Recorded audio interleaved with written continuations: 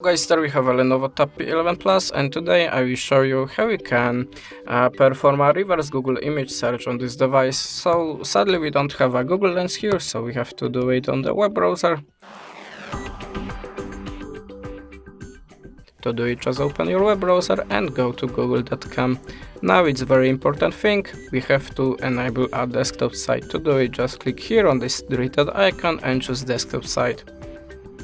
How you can see, the small camera icon appears now, so we have to choose it and click upload a file. Allow permissions to the gallery and choose the photo that you want to search in the Google.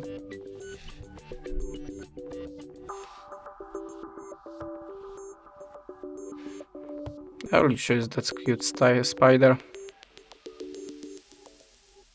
And how you can see now, Google looking for similar or the same images. That's it. Thanks for the watching. Leave us a subscribe, comment, and goodbye.